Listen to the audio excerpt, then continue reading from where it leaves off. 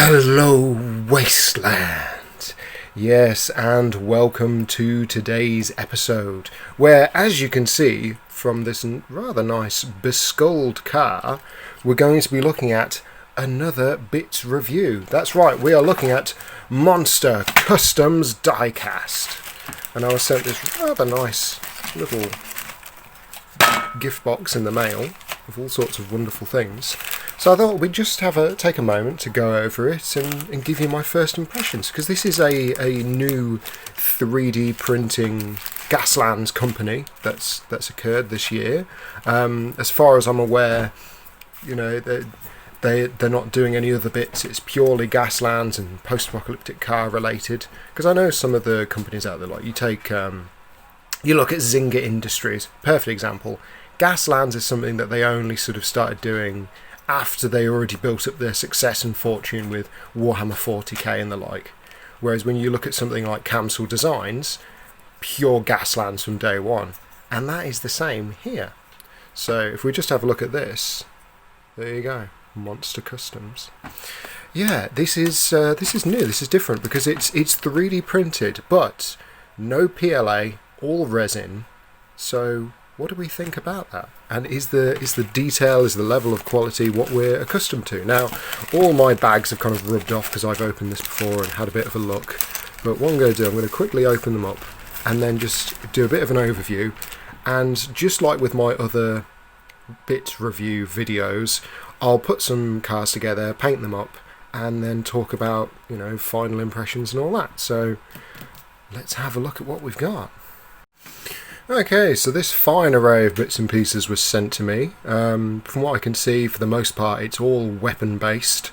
Now, I'm going into this blind. I haven't looked at the website. I haven't looked at his other catalogue. This is purely first impression. Like, I've not paid for any of this. This has all been sent to me, so I've got no horse in this race. It's just what I've received and what I think about it.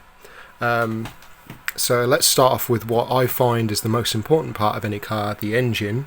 I'm immediately drawn to this one with a deer head on it, because it's meant to be the idea where the skull has been mounted on top of the engine block, and blowers and air intakes have been sort of drilled through the skull. I do like it, but I find this seems quite weak and a bit flimsy, so I'm not quite 100% certain what's happened there. Cast wise, well, it's not cast, is it? It's 3D print, so 3D print wise. I mean, okay, this bit is a perfect example. Okay, so an engine block with a letterbox on top. This is the kind of thing that I would die for. Like, I absolutely adore this.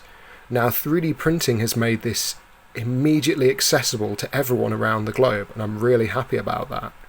Because back when Gaslands first became a thing, I loved the idea of a rat rod with an American-style postbox as the air intake. Absolutely loved that idea, and no one ever did it, and I couldn't find it anywhere, and there weren't any conversion guides or anything like that, or tutorials on how to do this.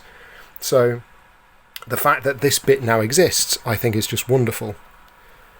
But then some of the other things, like just a skull on top of an engine block, we've seen this kind of thing before. I mean, this is a bit more stylized. It looks more like a zombie's head than it does a skull.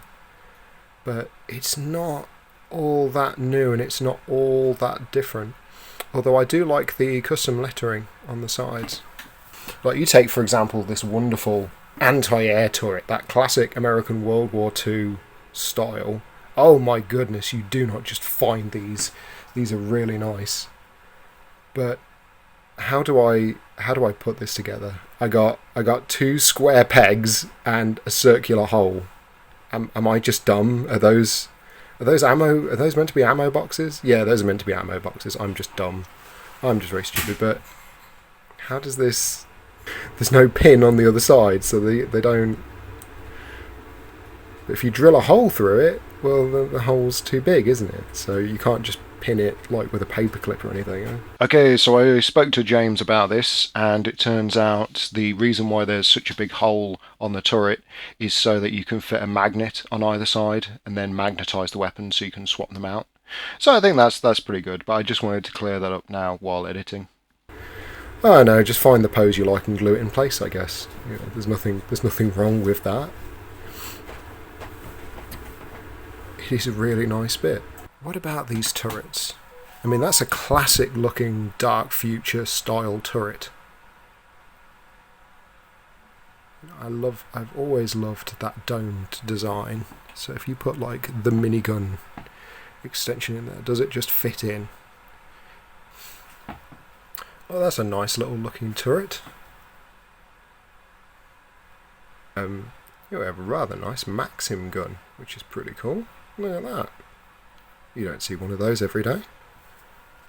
Okay, the jet engine. This is quite an unusual one. This looks a bit wet though, doesn't it? What's the deal with that?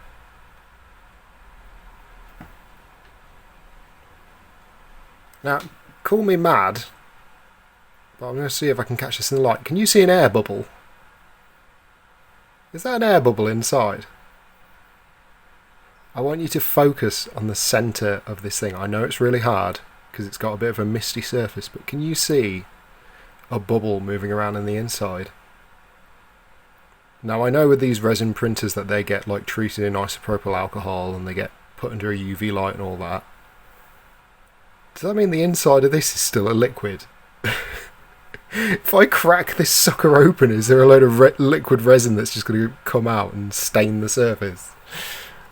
Let's build them. Let's build with them. Let's play with them. We'll play with the bits and then we'll actually pass judgment. Because until I've actually put these into practice, I can't say for certain what I think about them.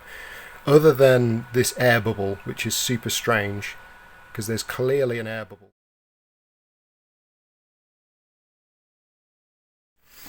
Alright, so let's see how the construction is going.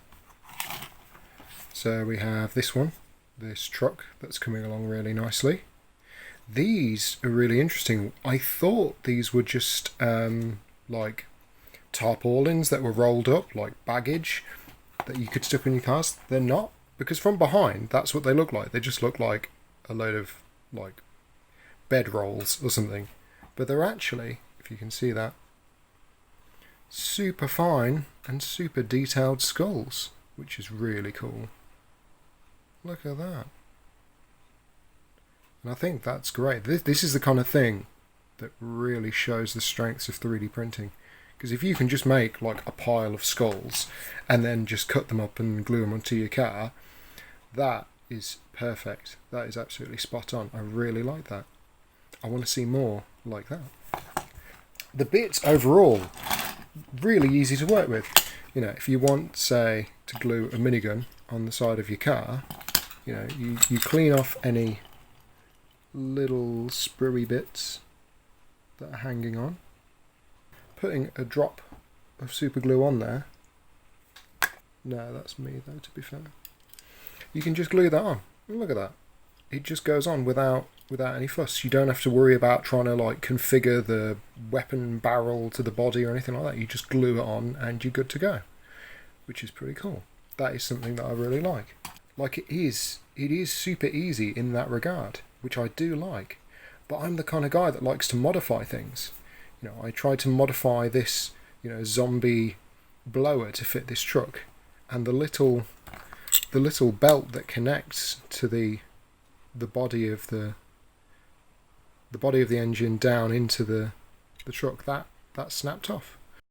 But say I want to cut off this MCA part of the engine and like stick that on the outside, almost like a license plate or gang marking or something. You know, it doesn't cut like plastic. It's brittle and it just shatters off, and this is what gets me. I've no idea where that's gone. That's just completely vanished. Like, this is the problem. That's gone. That is completely disintegrated. I found one bit. I found this little bit here, and that's it. But it's, as I said, if you just want to take something and glue it on your model, it's as easy as it gets. You just take the piece you want to glue, put some super glue on there, because plastic glue won't work, it has to be super glue, and then, boom, there you are. You now have a jet engine on your truck, or whatever you're gluing to your car.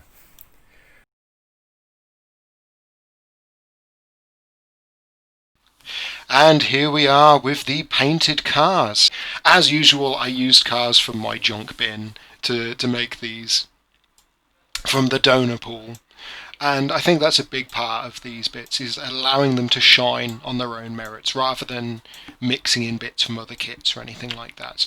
And what can I say? I mean, whatever doubts I had while looking at the bits initially, or any issues I had while putting them together and fiddling with them, they're gone the moment you start painting them, because these look brilliant. Like, you wouldn't tell that these are 3D printed. Like, there are no layer lines. There's nothing like that. And I've got to point out that when it comes to me recommending bits on this channel, the reason why I can be at times quite judgmental and quite harsh with my reviews is because when I say I think this is a good product, I want you to know that I believe it and that it's something that I myself use. I'm not here to push people's toys if I don't think they're good enough. And I think I can safely say without a shadow of a doubt that the bits that James is putting out here over at Monster Custom Armoury, they're fantastic. And I really do like them. I mean, the skull trophies, you need to make more variations on those, because I think those are brilliant. Like, I know I want more of those. They're really good. If you look at his eBay page, if you look at his Facebook page, he's over on the Gasland trading, the buy and sell page as well. He's everywhere. Like, he is coming out of a lot of variations as well, just like, you know, a lot of people in the 3D printing world. It's all about innovating and creating new things that otherwise would be just super hard to do by hand. And I've got to say, I do really like these bits. You know, I mean, the paint jobs here speak for themselves. Like, these were a blast to paint. So, yeah, I got to say, I really like these. I really enjoy these. At this point, I reviewed a few different products from a few different companies. And I've seen the whole spectrum from easy to use to difficult to use and don't even include instructions. Like, that's how hard they are to use. And I think it's safe to say that these are definitely on the higher end of the spectrum. They're far more in the quality end. You know, I think resin as a material has its positives and its negatives in the same way plastic does. But certainly when I compare these to bits by other manufacturers that sponsor this channel, fantastic. Absolutely fantastic. I have no issue at all welcoming Monster Customs Armoury as one of the new sponsors of this fine channel, and you can rest assured that many more videos will be coming with more of the bits heavily featured. So, as always, Wasteland, thank you all for watching, and I will see you all in the next episode. But as I said, check out the website, check out the eBay store, check out the Facebook page, check out the Instagram, check out everywhere, because these are some damn good pieces, and I can't recommend them enough. And on a funny note as well, we actually used the same model car for one of the builds. I know he sells some of his finished builds on his eBay store, and I had no idea that he did an Idris team using the same Hot Wheels base car. So there you go. That's quite a nice comparison to see the differences between our two painting styles as well as how we use the bits.